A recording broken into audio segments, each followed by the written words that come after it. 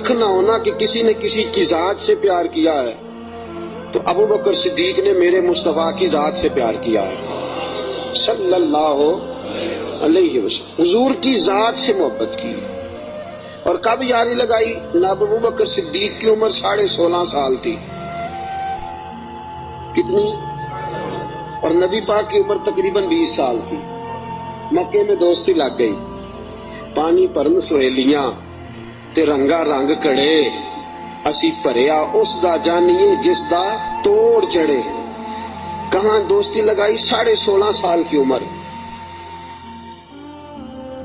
آج 1450 سال گزر گئے ہیں، مدینہ منورہ جو جا کے گردن چکاتا ہے ابو بکر کی یاری کو بھی سلام کر کے جاتا ہے۔ کیسی دوستی ہے!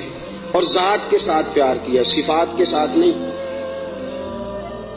جب آدمی کا عروج ہوتا ہے تو بڑے یار آ جاتے ہیں، بڑے دوست نکلتے ہیں، وہ کہتے ہیں کیا بات ہے جناب کی، ہم آپ کے ساتھ رہا کرتے تھے، وہ پرانا یارانہ، پرانی دوستی، آپ ہمارے پڑوسی ہیں، چوتھی گلی میں آپ کا گھر ہوتا تھا، کبھی کبھی فلاں دکان پہ ملتے تھے، اکٹھا سودا خریدتے تھے، بڑے لوگ۔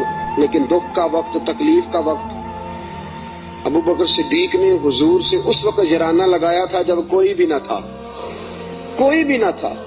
کئی لوگ آئے ہیں، وَرَأَيْتَ النَّاسَ يَدْخُلُونَ فِي دِينِ اللَّهِ أَفْوَاجًا، فوجوں کی فوجیں آئیں، لیکن ابو بکر اس زمانے میں آئے حضور کی ذات سے پیار کر کے، نبی پاک کی شخصیت سے پیار کر کے۔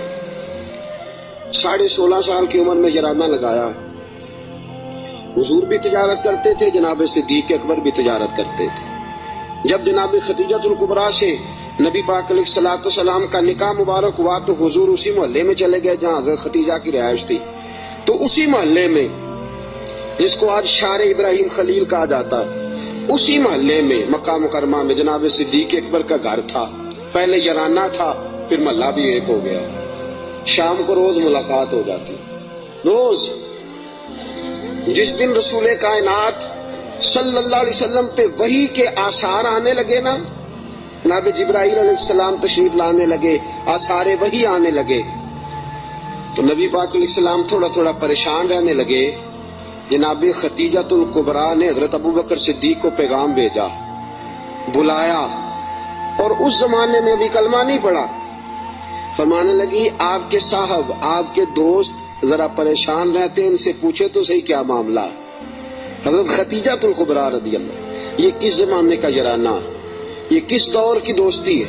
اور وہ تجارت کا زمانہ تھا، وہ کاروبار کا وقت تھا، رسول پاک کے ساتھ دوستانہ لگ گیا تھا، محلہ ایک تھا، پھر اس دوستی نے آگے درجات اختیار کیے۔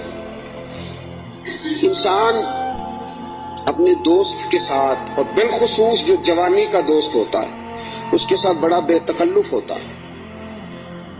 اور آپ نے اگر کسی بندے کو پرکھنا ہو تو دن رات اس کے ساتھ ٹائم گزارے۔ رسول کریم صلی اللہ تعالیٰ علیہ وسلم کی بارگاہ میں کسی شخص نے عرض کی حضور فلاں بندہ بڑا اچھا ہے، فرمایا کبھی تو نے اس کے ساتھ سفر کیا ہے؟ کہا حضور نہیں۔ فرمایا پہلے سفر کر پھر بتانا، پہلے اس کے ساتھ، تاکہ تجھے اس کے دن رات کے معاملات کا پتہ چلے، اس کے مزاج کا پتہ چلے، پھر بتانا، یوں نہ بتا۔ جناب صدیق اکبر رضی اللہ تعالیٰ عنہ نے نبی پاک علیہ الصلوۃ والسلام کو 20 سال کی عمر مبارک سے جانتے تھے، اور حضور علیہ الصلوۃ والسلام نے اعلان نبوت فرمایا 40 سال کی عمر میں۔ یہ جو 20 سال ان کا درمیان میں یارانہ رہا، دوستانہ رہا، اس پورے عرصے میں انہوں نے نبی پاک علیہ السلام کو اس نگاہ سے نہیں دیکھا کہ یہ نبی ہے۔ توجہ ہے آپ کی؟ بات کو پرکھیے گا، ذرا غور کیجیے گا۔ ایک ہوتا ہے بندہ سمجھتا ہے یہ شیخ ہے، یہ پیر ہے، یہ علامہ ہے، یہ مولانا ہے، اب جب اس نگاہ سے وہ پرکھتا ہے، دیکھتا ہے، تو آپ جان سکتے ہیں کہ وہ، اس کا تصور ہوتا ہے کہ یہ نیک ہوگا، پرہیزگار ہوگا۔ بہت ساری ایسی نظریں ہیں جو اس پہ وہ ڈالتا ہی نہیں، تائرانہ نظریں، تنقید کی نظریں ڈالتا ہی نہیں، اس زاویے سے وہ سوچتا ہی نہیں۔ میرے عزیزو، نبی کریم صلی اللہ علیہ وسلم کو جناب صدیق اکبر نے 20 سال اس نظر سے دیکھا ہی نہیں کہ یہ نبی ہے۔ یہ میرے نبی پاک علیہ الصلوۃ والسلام کی سیرت اور کردار کا حسن ہے۔ فقد لبثت فیکم عمرا من قبلہ افلا تعقلون، کہا لوگوں میں نے تمہارے درمیان عمر گزاری ہے، میرا تمہارے درمیان جوانی کا گزارنا اور پاکیزہ رہنا اس بات کی دلیل ہے کہ میں اللہ کا نبی ہوں۔ میری عمر کو دیکھ لو، میں نے 40 سال کا وقت تمہارے درمیان گزارا، یہ دلیل ہے کہ میں اللہ کا نبی ہوں۔ 20 سال دیکھا جناب صدیق اکبر نے، اور نبی پاک علیہ السلام فرماتے ہیں جس کو بھی میں نے کہا نا کلمہ پڑھ لے، اس نے معجزہ مانگا۔ کسی نے کہا پتھروں کو کلمہ پڑھائیے، کسی نے کہا درختوں کو سجدہ کرائیے، کسی نے کہا ڈوبے ہوئے سورج کو بلائیے، کسی نے کہا چاند توڑ کے دکھائیے۔ فرمایا ابو بکر نے معجزہ مانگا ہی کوئی نہیں۔ ابو بکر نے معجزہ کن فیکون اجے کل دی گل ہے، اساں پہلوں پریت رلائی۔ ابو بکر صدیق نے معجزہ مانگا ہی نہیں۔ میں نے کہا ابو بکر کلمہ پڑھ لے، کہا حضور ٹھیک ہے پڑھا دے، حضور ٹھیک ہے پڑھا دے۔ نبی پاک علیہ السلام کا کلمہ پڑھ لیا جناب صدیق اکبر نے۔ دوستو، ابو بکر صدیق مکہ مکرمہ کے ایک سنجیدہ ترین شخص کا نام ہے۔ یہ جذباتی آدمی نہیں، یہ غریب آدمی تھا، چلا گیا پیر صاحب کے پاس، مرید ہو گیا، ساری زندگی خدمت میں گزار دی۔ یہ ایک بہترین تاجر ہے، یہ وہ شخص ہے جس کا مکہ مکرمہ سے لے کر مدینہ طیبہ تک اور شام کی سرحدوں تک تجارت کا مال پھیلا ہوا ہے۔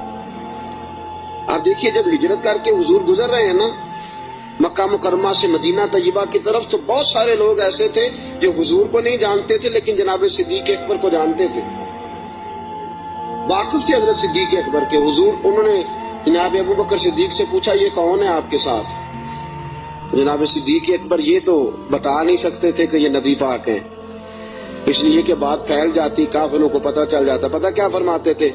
فرماتے تھے یہ میرے راہبر ہیں، یہ مجھے سیدھا رستہ دکھاتے ہیں، یہ مجھے سیدھا رستہ دکھاتے ہیں، یہ میرے راہبر ہیں، میں ان کے پیچھے ہوں، جدھر لے جاتے ہیں میں چلا جاتا ہوں۔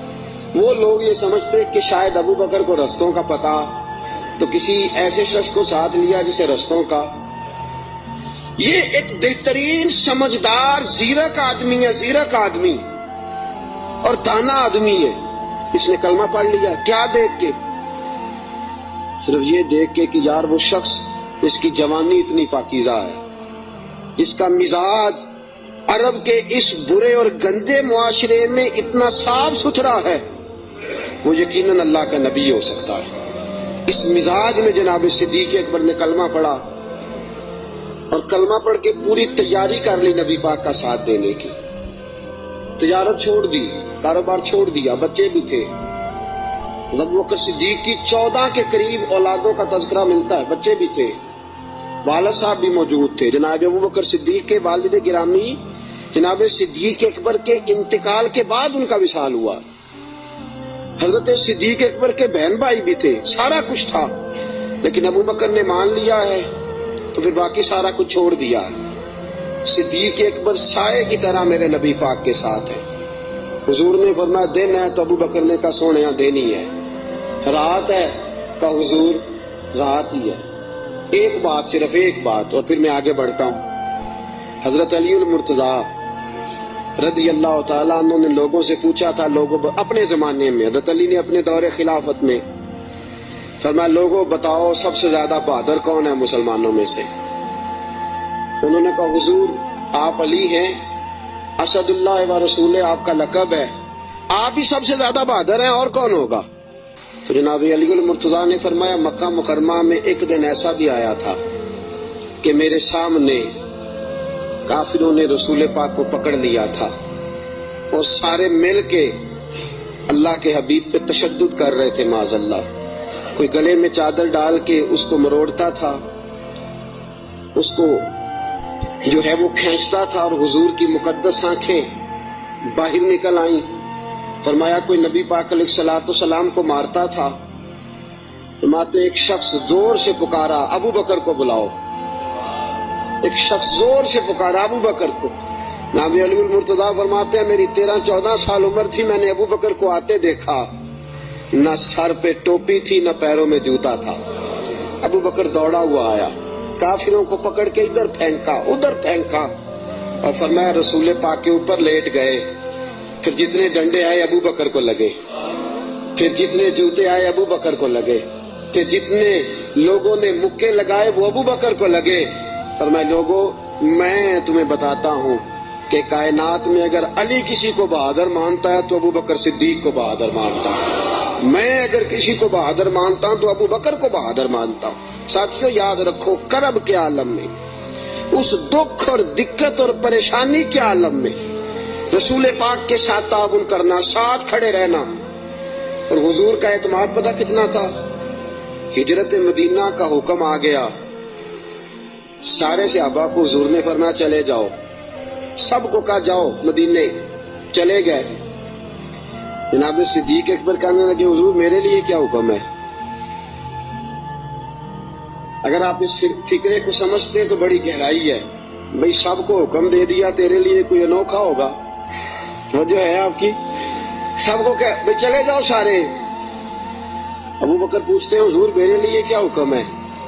जब सबको कह दिया तो अबू बकर अंदर नहीं आया सबके, कहा हुजूर मेरे लिए। अबू बकर जानते थे बाकी सबका हुक्म और होता है, अबू बकर का और होता है। सारे चले जाओ, हुजूर मेरे लिए क्या हुक्म है? फरमाया तूने नहीं जाना, तेरे लिए नहीं। हुजूर मेरे लिए नहीं? नबी पाक अलैहिस्सलाम ने फरमाया मुझे उम्मीद है मुझे भी इजाजत मिल जाएगी, दोनों इकट्ठे ही जाएंगे, तुझे साथ लेके जाना। बस तैयारी शुरू हो गई। एक रवायत में 2 और इमाम राजी कहते हैं नहीं 3 थी, 3 ऊंटनियां मोटी ताजी तैयार कर ली। अब देखो ड्यूटी लग रही है, ये ताजर आदमी है, ताजर घाटे का सौदा नहीं करते, नुकसान की बात नहीं करते। इस शख्स ने देखिए अंदाज क्या इख्तियार किया है। हजरत अबू बकर सिद्दीक ने अपने गुलाम जनाब आमिर बिन फहीरा रजी अल्लाह तआला अन्हु से कहा तूने दिन भर बकरियां चरानी है और जब शाम पड़ जाए अंधेरा छा जाए तो गारे सौर के सामने बकरियां ले आनी है। मैं वहां आऊंगा और मैं उतर के बकरियों का दूध धो के ले जाऊंगा और हुजूर को पिला दूंगा। ये गुलाम की ड्यूटी लग गई। अपने बेटे अब्दुल्ला बिन अबू बकर से कहा कि तू दिन भर काफिरों की सरगर्मियों का ख्याल रखेगा और शाम को आके मुझे खबर करेगा कि इनका नया मंसूबा क्या है।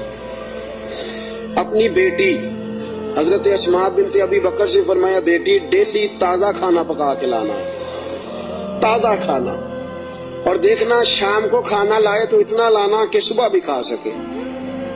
अबू बकर सिद्दीक रज़ी अल्लाह ताला अन्हु के पास 40,000 दिनार थे घर में पड़े हुए।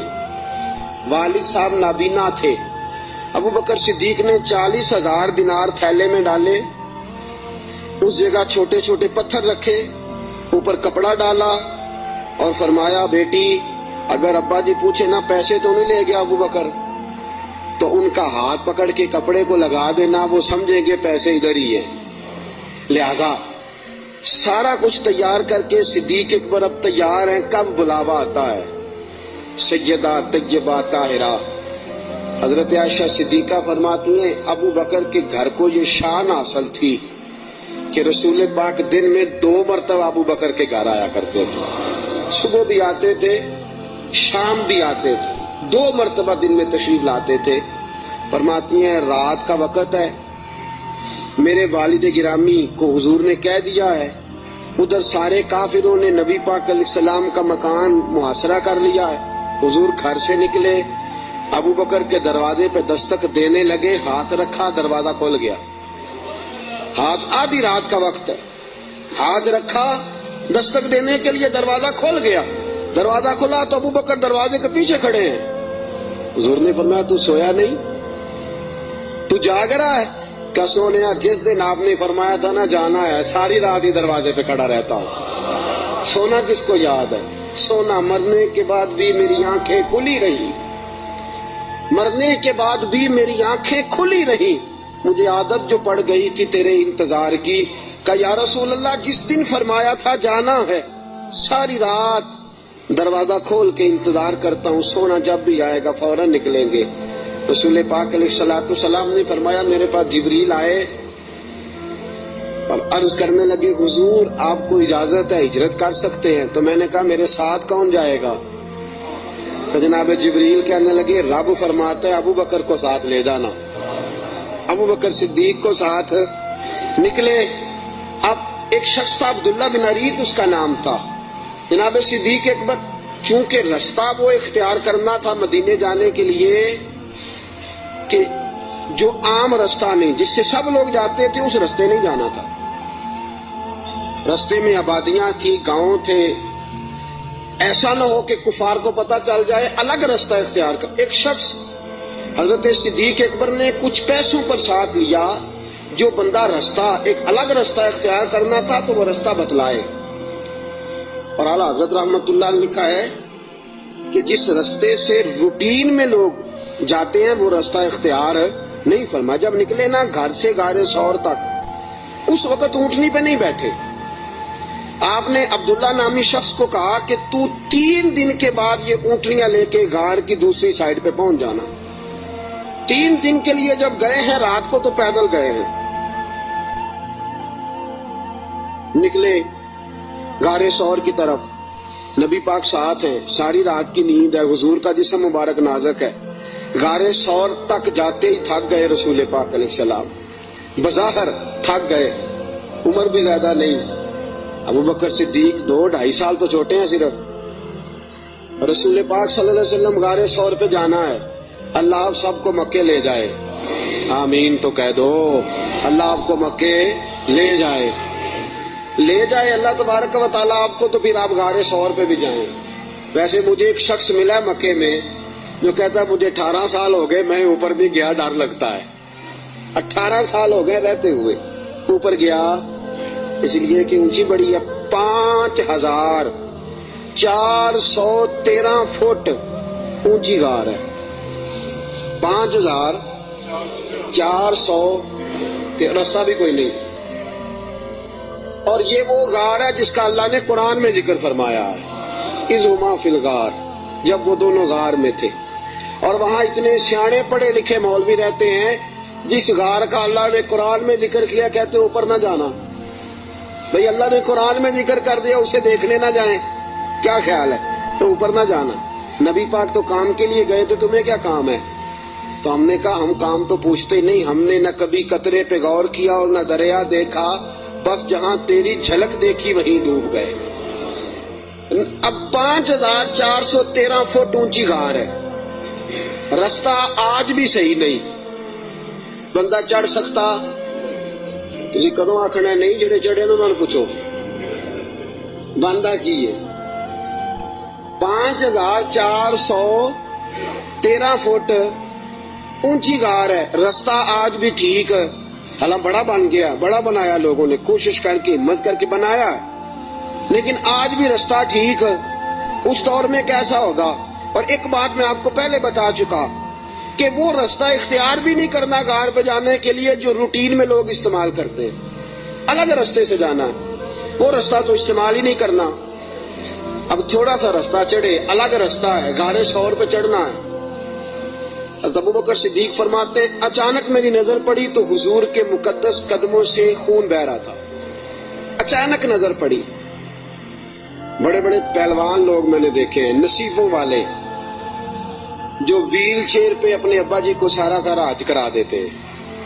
بڑے نصیبوں والے ویل چیئر پہ پیچھے سے دھکا لگا کے اپنے والد کو والدہ کو حج سارا کرا، منا، مزدلفہ، عرفات، صفا، مروہ، سارا کچھ کرا دیتے. اور عمرے میں بھی دیکھیں ابا جی کو اماں جی کو بٹھایا ہے ویل چیئر پہ اور طواف کرا رہے ہیں صفا من. بڑے نصیبوں والے بچے ہوتے ہیں جو ایسا کرتے ہیں.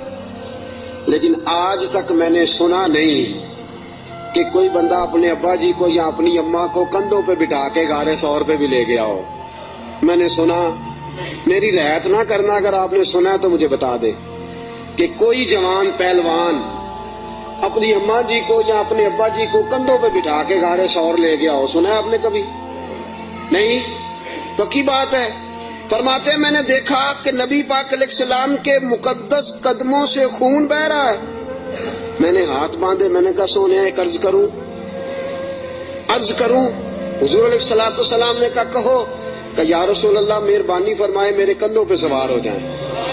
میرے فرماتے ہیں رسول پاک صلی اللہ تعالی علیہ وسلم میرے کندھوں پہ چڑھ گئے. اب پیچھے خوف تھا کہ کافر نہ آ جائیں. حضور کو تو نہیں تھا, ابو بکر صدیق کو بھی اپنی ذات کا نہیں تھا, نبی پاک کا خوف تھا کہ کہیں کافر کوئی حضور کی بے ادبی نہ کر جائیں. نبی پاک علیہ السلام کو کندھوں پہ بٹھایا.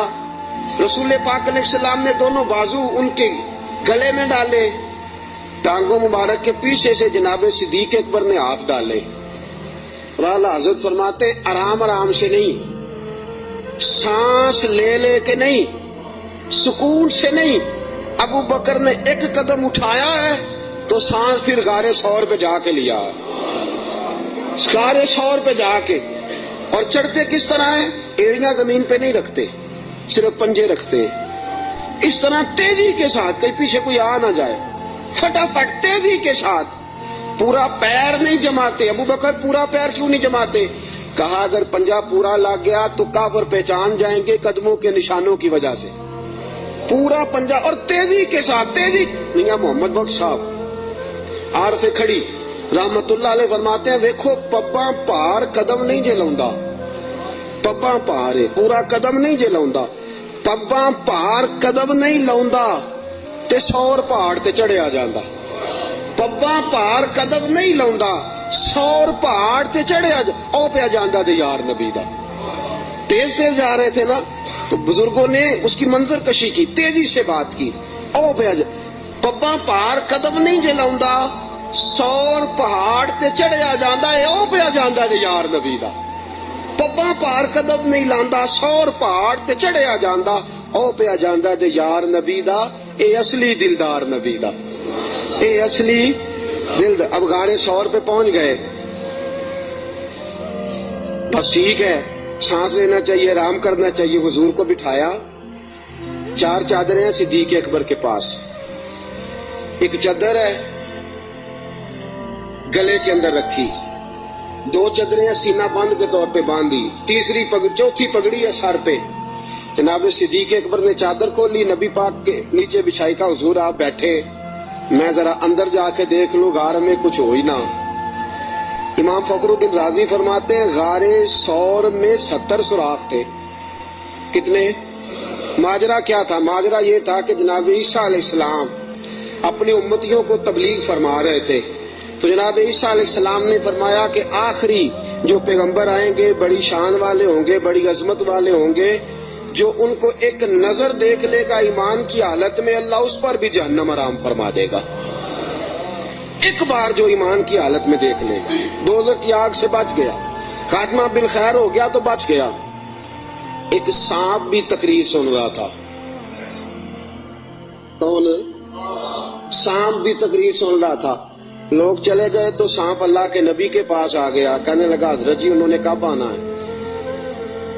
اس پیغمبر نے, حضرت عیسیٰ علیہ السلام نے فرمایا میرے جانے کے 600 سال بعد. کہنے لگا کہاں آئیں گے, کہاں رکیں گے, کہاں ٹھہریں گے, میں نے زیارت کرنی ہے. آپ نے فرمایا 600 سال کون انتظار کرتا ہے؟ کہا حضور دل میں محبت آ گئی ہے, آپ مجھے بس بتا دیں سونے کا رستہ کون سا ہے, راہ کون سی ہے. انتظار کرنا اور انتظار کے اندر اپنے آپ کو زندہ رکھنا اللہ کے فضل سے یہ میرا کام ہے, آپ مجھے بتائیں.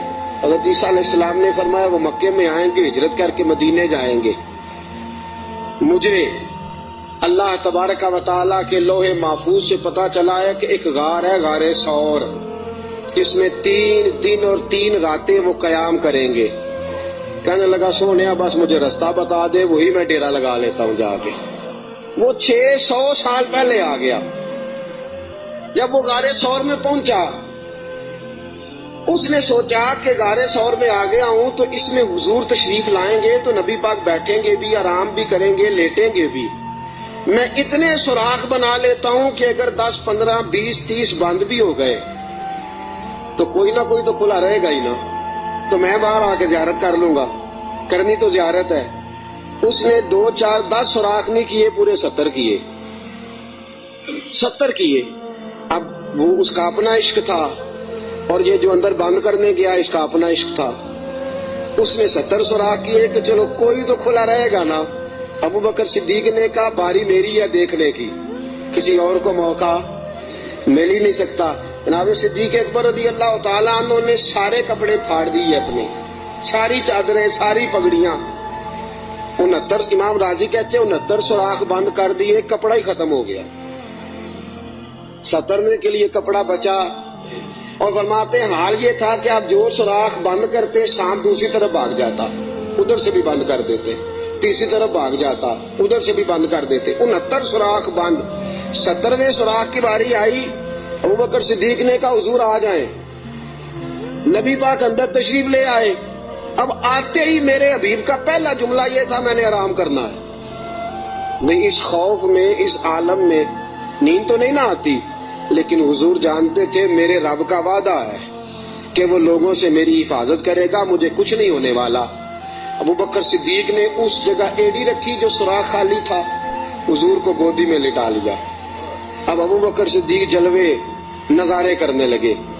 امام راضی کہتے ہیں سانپ آیا، اس نے پہلے گزارش کی ابوبکر سے، اس نے اپنا چہرہ رگڑا ابوبکر کی ایڑی سے، کہنے لگا ابوبکر تھوڑا موقع دے دے یار، تھوڑا ٹائم دے دے۔ تو ابوبکر کہنے لگے نہیں باری میری ہے، تو آج ہی تو موقع ملا ہے، راج راج کے یار باری میری ہے، تجھے کیسے موقع؟ یہ تو کبھی کسی نصیبوں والوں کو ملتا ہے تصور شیخ پکانے کا موقع۔ ایک میں ہوں، دوسرا میرا یار ہے، تیسرا کوئی نہیں، کوئی اور تیسرا نہیں۔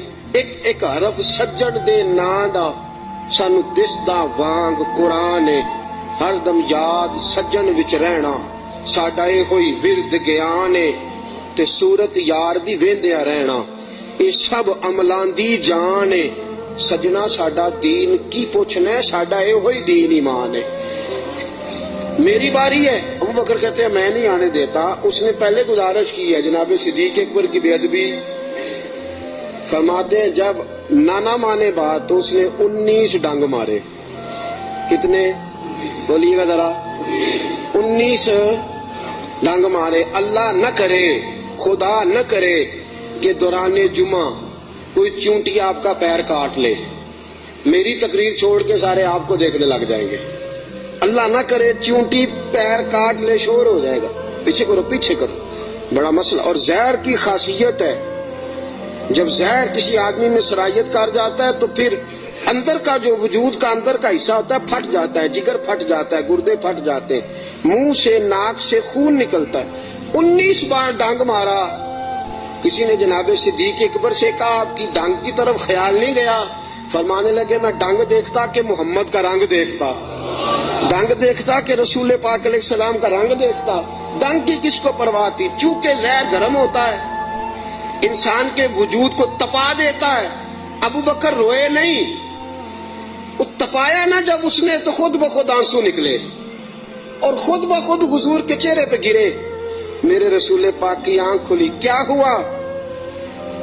تو آپ کو کوئی چیز ابھی یہاں آ کے کاٹتی ہے، میں پوچھتا ہوں جی کیا ہوا؟ تو آپ کیا کہیں گے؟ حضرت علامہ مولانا فلاں فلاں فلاں فلاں صاحب مجھے جناب چیونٹی نے کاٹ لیا۔ یہ تو نہیں نا بندہ کہتا بھئی یہاں آپ کو سانپ نے کاٹا ہے، تو آپ تو کہیں گے سانپ سانپ سانپ، مولانا بیٹھے ہو یا مفتی بیٹھے ہو مجھے تو سانپ لڑ گیا ہے۔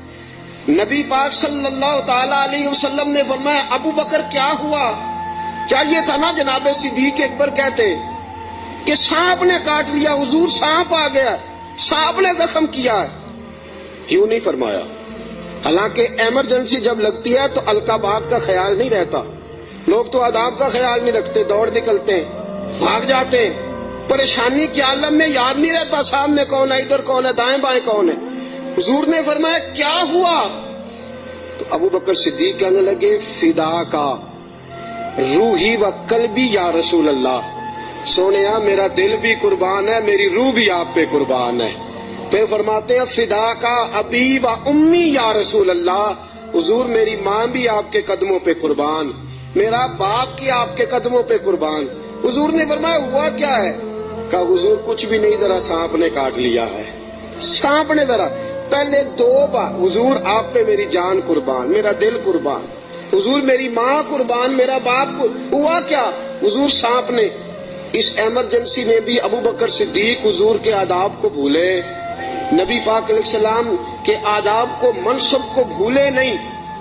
میرے رسول پاک صلی اللہ تعالی علیہ وسلم نے فرمایا ابو بکر ایڑی میرے سامنے تو کرو. نبی کریم علیہ السلام کے سامنے ایڑی کی تو تھوڑا لعاب دہن حضور نے لگایا.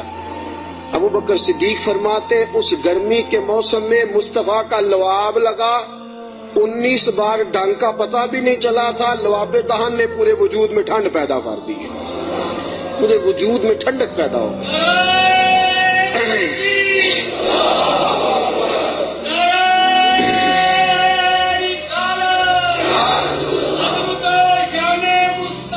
نبی کریم صلی اللہ تعالی علیہ وآلہ وسلم نے فرمایا ابو بکر تیرے کپڑے کدھر ہیں؟ کہا سونیا 3-4 لے کے آیا تھا, سارے ٹکڑے ٹکڑے کر کے میں نے لگا دیے ہیں. میرے حبیب پاک نے ہاتھ اٹھائے اور دعا کیا دی, کہا اے اللہ جس طرح میں اور ابو بکر غار میں کٹھے ہیں ہمیں جنت میں بھی کٹھا ہی رکھنا. یا اللہ جس طرح ہم غار میں کٹھے ہیں جنت میں بھی کٹھا ہی رکھنا. میرے رسول پاک علیہ السلام نے. اب دیکھیے اگلا منظر کیا ہے. شام کو بیٹی کھانا پہنچاتی ہے, غار سور پہ چڑھ کے جاتی ہے بچی. ابو بکر صدیق کا بیٹا روز خدمت کرتا ہے. سارا خاندان ابو بکر نے اسی کام پہ لگا دیا, پیسے بھی سارے لگا دیے. دنیا کہتی ہے کائنات میں ابو بکر کیوں ہوتی ہے؟ دوستو ابو بکر نے حد کر دی. اور میرے نبی پاک نے فرمایا کسی کی جان نے اور کسی کے مال نے مجھے اتنا نفع دیا ہی نہیں جتنا ابو بکر کے مال نے مجھے نفع دیا. کسی نے دیا ہی نہیں. بڑے لوگوں نے حضور پہ مال خرچ کیا, اتنا نفع دیا نہیں کسی نے جتنا صدیق اکبر نے دیا. ایک صحابی کہتے ہیں یہ حدیث بخاری میں بھی موجود ہے, دیگر کتب میں ذرا تفصیل سے موجود ہے. حضرت ابو بکر صدیق سے ایک دن کہنے لگے ذرا غار سور تک تو بات ٹھیک ہے, اور یہ پتہ ہے خدمت کا موقع انہیں کتنے دن ملا ہے؟ 3 دن اور 3 راتیں. ابو بکر حضور کو کھانا بھی کھلاتے, نبی پاک صلی اللہ تعالی وسلم کے سر مبارک میں تیل بھی لگاتے, رسول پاک علیہ الصلوۃ والسلام کو اپنی گود میں سلاتے بھی. نبی پاک علیہ السلام کا 3 دن اور 3 راتیں. پوری دنیا میں کسی نبی کے کسی امتی کو یہ اعزاز حاصل نہیں ہوا کہ نبی اور امتی غار میں ہو تو اللہ کہے تم دونوں اکیلے نہیں, ان اللہ معنا, میں بھی تمہارے ساتھ ہوں, میں بھی تمہارے. اللہ بھی ان کے حضور نے فرمایا ابو بکر غم نہ کر, اللہ بھی ہمارے ساتھ ہے. 3 دن اور 3 راتیں یہ قرب خاص نبی پاک علیہ السلام کے ساتھ, خاص قرب تنہائی میں نبی پاک علیہ الصلوۃ والسلام کی خدمتیں جناب صدیق اکبر رضی اللہ تعالیٰ عنہ کو میسر آئیں. میرے دوستو صحابہ نے کہا اے ابو بکر غار سے باہر کی بھی کوئی بات بتاؤ. غار میں تو آپ نے مزے لوٹے, بڑی موج کی, حضور کی بڑی خدمت کی, بڑی جم جم کے زیارت کی, کوئی بات کی بات بھی بتاؤ. تو فرمایا غار سے نکلے, اونٹنیوں پہ بیٹھے تو ایک دن حضور تھک گئے, گرمی بڑی سخت تھی. مکہ مکرمہ سے مدینہ منورہ سے مکہ مکرمہ کا درمیانی فاصلہ, اعلیٰ قسم کی اے سی والی بس پہ بیٹھ کے جائیں تو 4-5 گھنٹے لگ جاتے ہیں. ٹھیک ہے نا جی, 4-5 گھنٹے بھی لگتے ہیں. درمیان میں کھڑا کر کے وہ روٹی بھی کھانے کا موقع دیتے ہیں, سارا کچھ کرتے ہیں, لیکن بندے پھر بھی جا کے تاکی جاتے ہیں, کہتے ہیں حد ہو گئی ہے جی, کتنا ٹائم رہ گیا ہے, کتنے گھنٹے ہو گئے, پوچھ کے تھک جاتے ہیں. میرے نبی پاک علیہ الصلوۃ والسلام اونٹنی پہ سوار ہے, تیز دھوپ کا منظر ہے. جناب صدیق اکبر فرماتے ایک مقام پہ شدید تھکاوٹ محسوس ہوئی تو میں نے عرض کی یا رسول اللہ صلی اللہ علیہ وسلم اگر مہربانی فرمائیں تو تھوڑا آرام نہیں کر لیتے؟ اچھا یہ بھی تھے نا, چاہیے تھا نا دونوں آرام کرتے. فرماتے ہیں نبی پاک علیہ السلام نے فرمایا جیسے تم کہو. میں جلدی سے گیا, مجھے ایک پہاڑ نظر آیا, اس پہاڑ کے نیچے پہاڑ کا تھوڑا سا سایہ تھا. فرماتے ہیں میں نے جلدی سے وہاں سے کنکر وغیرہ ہٹائے, اپنا کپڑا بچھایا اور حضور کو عرض کی یا رسول اللہ یہاں تشریف رکھیں. نبی پاک وہاں بیٹھ گئے. جناب صدیق اکبر رضی اللہ تعالیٰ عنہ فرماتے ہیں میں جلدی سے اٹھا, ایک بڑا پیالہ تھا ایک چھوٹا پیالہ تھا. دور مجھے ایک چرواہا بکریاں چراتا نظر آیا, میں اس کے پاس گیا. میں نے کہا یار بکریاں تیری اپنی ہیں یا کسی کا؟ تو چرواہا ہے. اس نے کہا نہیں میری اپنی بکریاں ہیں. میں نے کہا ایک بکری کا دودھ میں تجھ سے خریدنا چاہتا ہوں. اس نے کہا ٹھیک ہے لے لو. فرماتے ہیں میں جلدی سے گیا, اس کو پیسے دے کے نکلا تو کہنے لگا کدھر جا رہے ہو؟ میں نے کہا ابھی بتاتا ہوں. بڑے برتن میں پانی لایا, میں نے کہا میں نے مصطفیٰ کے لیے لنگر لے کے جانا ہے، یہ پانی لے لے، ہاتھ بھی دھو لے اور بکری کے تھن بھی دھو لے۔ پہلے ہاتھ بھی دھو، بکری کے تھن بھی دھو۔ سفر ہے تو کیا ہوا، مشقت کا معاملہ ہے تو کیا ہوا؟ میں اپنے شیخ کے آداب بھول سکتا؟ میں نبی پاک صلی اللہ تعالی وسلم کے آداب بھول سکتا؟ آداب پورے سارا انجام دیے جائیں گے۔ محبوب کریم صلی اللہ تعالی علیہ وسلم کے لیے دودھ لایا، فرماتے ہیں دودھ لے کے آ گیا، جب پہنچا تو اللہ کے حبیب سو گئے تھے۔ اب حضور آرام فرمائے، میں نے تھوڑا سا اس میں ٹھنڈا پانی ڈالا، دودھ کو ٹھنڈا کر لیا۔ فرماتے ہیں دودھ کا پیالہ لے کے حضور علیہ السلام کے سرانے والی سائڈ پہ بیٹھ گیا۔ میں نے کہا جگانا نہیں، سونا جب اٹھے گا تب بھی پیش کر دوں گا۔ یاد رکھیں سفر میں انسان پریشان ہو جاتا ہے، روایت میں آتا ہے سفر عذاب کا ٹکڑا ہے، دقت ہو جاتی ہے، انسان بھول جاتا ہے اپنا آپ بھی۔ لیکن جناب صدیق اکبر نبی پاک کے آداب کو بھولے؟ بھئی آپ بھی تو تھکے ہوئے ہیں، آپ بھی تو ساتھ بیدار ہیں، آپ بھی تو سارا کچھ کر رہے ہیں، لیکن ابو بکر صدیق رضی اللہ تعالیٰ عنہ دودھ کا پیالہ لے کے سرانے بیٹھے رہے۔ اپنی مرضی سے میرے مصطفیٰ کی آنکھ کھلی، رسول پاک نے مسکرا کے دیکھا تو ابو بکر صدیق نے دودھ کا پیالہ پیش کیا۔ جب رسول پاک نے ٹھنڈا ٹھنڈا دودھ پیا، ابو بکر تیرے نصیبوں پہ قربان جائیں، اعلیٰ حضرت فرماتے ہیں حضور نے بچا ہوا دودھ ابو بکر کو عطا فرمایا۔ جناب صدیق اکبر نے دودھ پیا، یہی کافی نہیں تھا انعام؟ اتنا حضور کا جھوٹا کسی کو مل جائے تو یہی انعام کافی نہیں تھا؟ جب ابو بکر دودھ پی چکے تو میرے نبی پاک کی آنکھوں میں آنسو آ گئے، حضور رو پڑے، اور رسول پاک نے فرمایا اے اللہ، اے میرے مولا، تو ابو بکر کی نیکیاں دیکھ رہا ہے نا، اس کو بدلہ بھی قیامت کے دن تو ہی عطا فرمائے گا، تو ہی عطا کرے گا صبح قیامت اس کو بدلہ۔ عزیزو، جناب صدیق اکبر نے ہر موڑ پر تنہائی کے حضور کی ذات سے محبت کی ہے۔ جو حضور نے کہہ دیا ابو بکر نے کہا ٹھیک ہے، جیسا حکم ہو گیا، باقی ساری کائنات پیچھے۔ آج جوز ماننے کا ماحول ہے، جوز، تھوڑی مان لو تھوڑی چھوڑ دو، تھوڑا کر لو تھوڑا اپنا نفع نقصان سوچ کے چلو۔ ابو بکر صدیق نے سوچ دی کہ جب غلامی کا تصور آ گیا پھر نفع نقصان بھول جاؤ، پھر یہ دیکھو کہ سامنے کیا۔ کسی نے سیدنا غوث اعظم جیلانی سے پوچھا کہ حضرت جی آپ کے لاکھوں مرید ہوئے ہیں، مزہ کس بات میں آیا ہے؟ آپ فرمانے لگے لاکھوں چھوڑ دو، اللہ ایک دے دے، دے ابو بکر جیسا دے۔ لاکھوں چھوڑو، ایک دے دے اللہ، دے ابو بکر جیسا دے۔ لاکھوں کا کیا کرنا، ایک چاہیے، ہونا ابو بکر جیسا چاہیے، جو صدیق اکبر جیسا ہو۔ جناب ابو بکر صدیق رضی اللہ تعالیٰ عنہ نے اپنا آپ دیکھا ہی نہیں، پھر ساری زندگی رسول پاک کو راضی کرنے میں گزار دی۔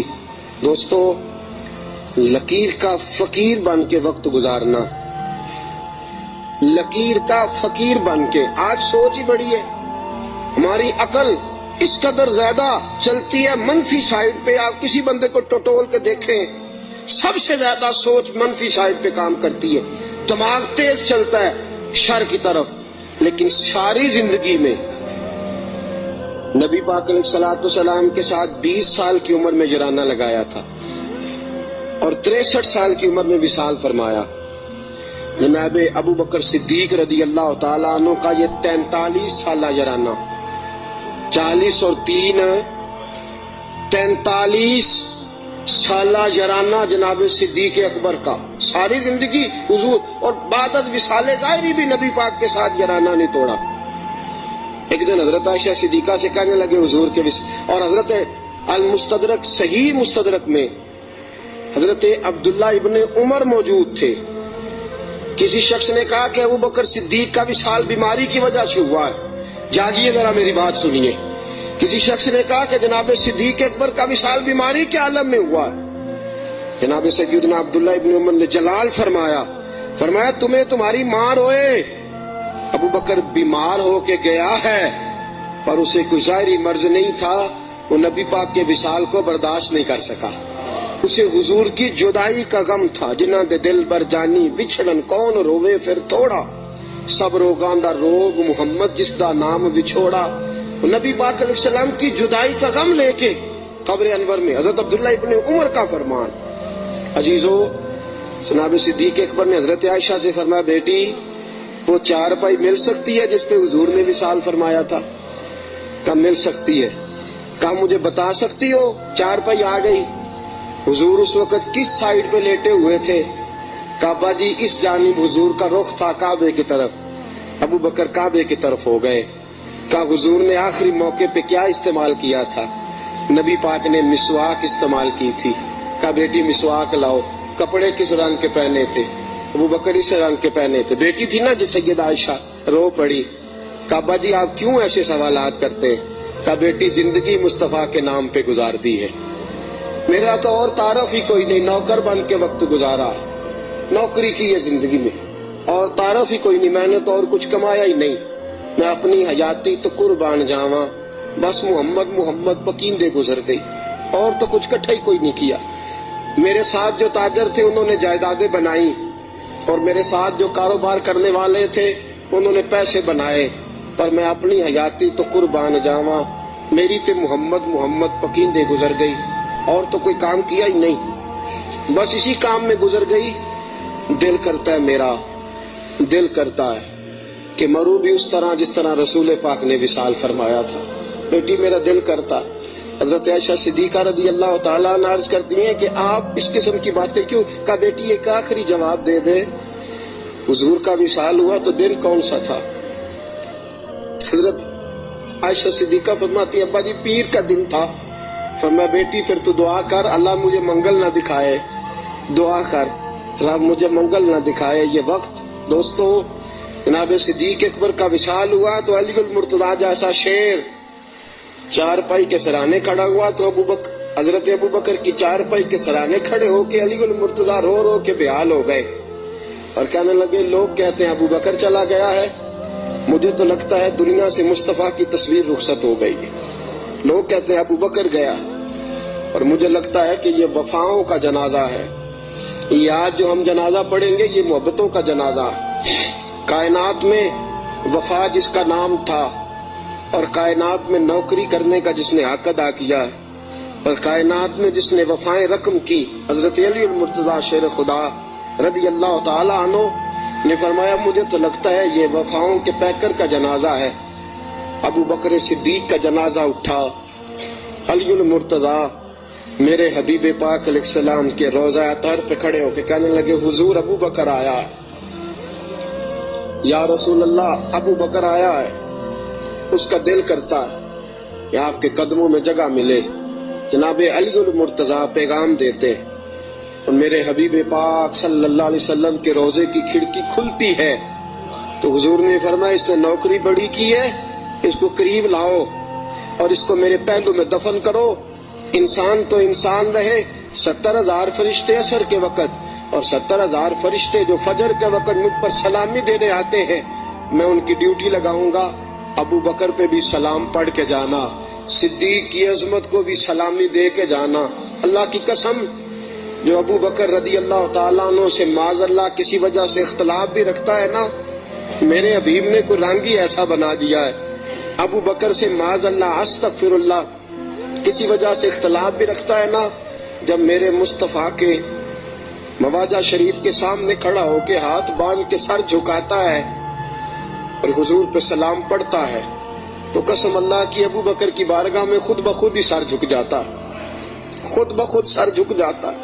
قیامت تک لوگ سلامیاں دے رہے ہیں۔ ایک کی کام سیکھا ابو بکر نے، انہوں نے کہا میں نے کل مانا، کل، میں نے جز کی بات نہیں کی، تھوڑا سا مان کے میں نے چھوڑ نہیں دیا، میں نے کل مانا ہے۔ مکے کی گھاٹیاں تھی پھر بھی میں نے کل ہی مانا، غار ثور کی راتیں تھیں تو میں نے کل مانا، اور غار ثور سے نکلے تو لوگوں میں نے کل ہی مانا۔